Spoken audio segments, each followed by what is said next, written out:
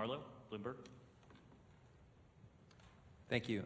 Mr. Secretary, you've described the U.S.-China relationship as the most consequential one in the world, and yet the Department of Defense also described this Chinese spy balloon as not really representing a national security threat.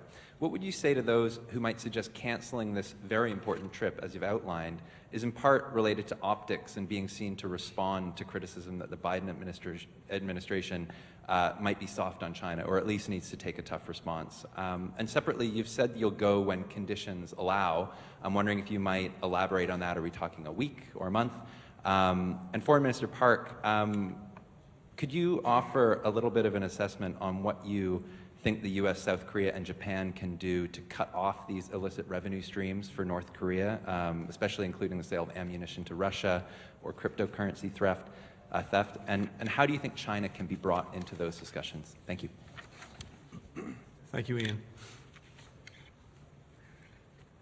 China's decision to fly a surveillance balloon over the continental United States is both unacceptable and irresponsible. That's what this is about.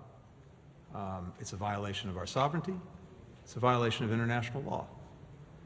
And it was very important that we, of course, take the actions we did to protect any sensitive information, to protect our people, and to make clear to China that, again, this is an unacceptable as well as irresponsible action. It's even more irresponsible coming on the eve of a long-planned visit that followed from the meeting between the two presidents in Bali on the margins of the G20. And in our judgment, it created conditions that undermined the very purpose of the trip, including ongoing efforts, as I said, to build a floor under the relationship, as well as to address a very broad range of issues that are important to Americans, to Chinese, to the entire world.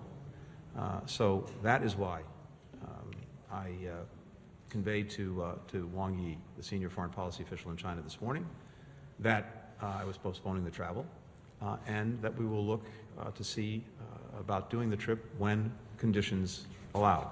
I'm not going to put a date or time on that, because what we're focused right now is on making sure that this ongoing issue is actually resolved. The first step, as I said, is getting the surveillance asset out of our airspace.